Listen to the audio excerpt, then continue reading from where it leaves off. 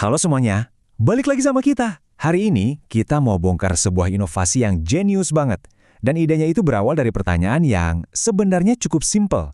Gimana kalau bumbu dapur biasa yang ada di rumah kita ternyata bisa jadi penyelamat dari bahaya yang ngumpet di makanan favorit kita?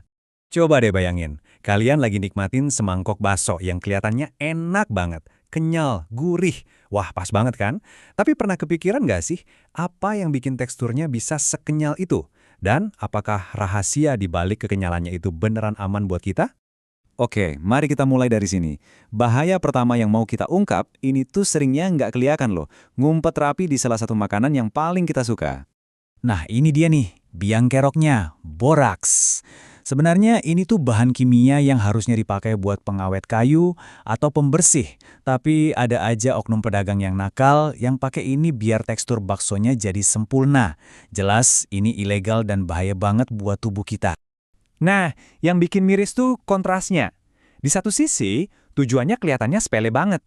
Cuma pengen bikin bakso yang lebih kenyal biar laku.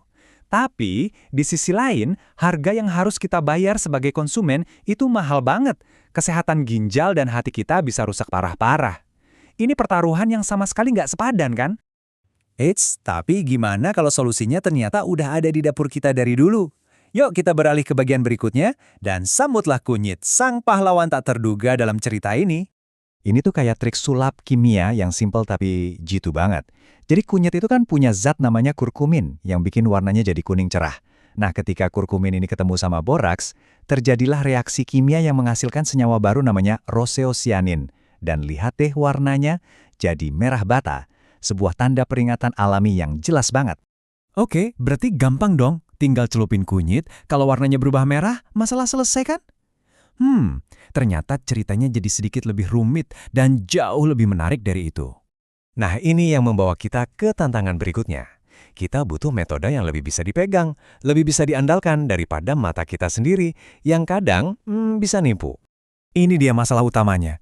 Buat saya, warna ini mungkin kelihatan orange, tapi buat kalian mungkin udah kelihatan merah bata. Nah, subjektivitas inilah kelemahan terbesarnya. Kita nggak bisa dong nentuin keamanan makanan cuma berdasarkan perasaan atau tebak-tebakan doang.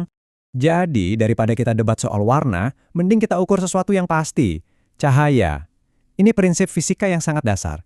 Permukaan yang warnanya lebih gelap, kayak merah bata, itu bakal nyerap lebih banyak cahaya dan mantulin lebih sedikit. Sebaliknya, warna kuning yang cerah, mantulin cahayanya lebih banyak. Dan ini dia alat yang bakal kita pakai buat ngukur cahaya itu. Light Dependent Resistor, atau LDR. Anggap aja ini kayak mata elektronik. Cara kerjanya simple banget. Makin sedikit cahaya yang dia terima, alias makin gelap, makin besar hambatan listrik yang dihasilkannya. Dan hambatan ini bisa kita ukur pakai angka yang pasti dan objektif. Oke, sekarang bagian serunya nih. Mari kita lihat gimana semua potongan puzzle ini, kunyit, fisika cahaya, dan sensor LDR, disatuin buat jadi sebuah alat pendeteksi yang cerdas, tapi juga sederhana. Prosesnya tuh bener-bener gampang. Pertama, sampel baksonya kita campur sama ekstra kunyit.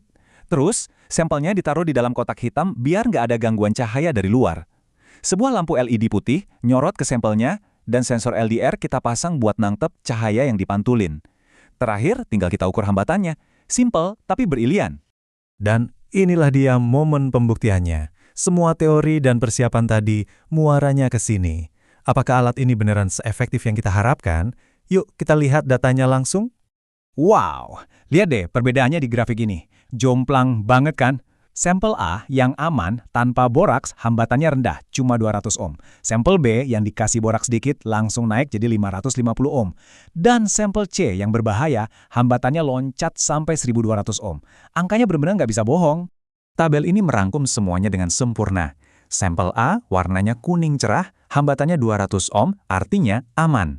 Sampel B warnanya udah oranye, hambatannya 550 ohm, ini udah terkontaminasi ringan. Dan sampel C yang warnanya merah bata pekat, hambatannya 1200 ohm, ini jelas berbahaya. Udah nggak ada lagi keraguan, nggak ada lagi tebak-tebakan. Cuma ada data yang jelas. Jadi kenapa sih ide ini lebih dari sekedar proyek sains yang keren? Karena ini solusi nyata. Pertama, akurat. Karena ganti tebak-tebakan pakai angka pasti. Kedua, relevan banget. Karena ini menyangkut makanan yang kita makan sehari-hari. Ini juga integrasi ilmu yang indah. Ada biologi dari kunyitnya, kimia dari reaksinya, dan fisika dari sensor cahayanya. Dan yang paling penting, ini aksesibel.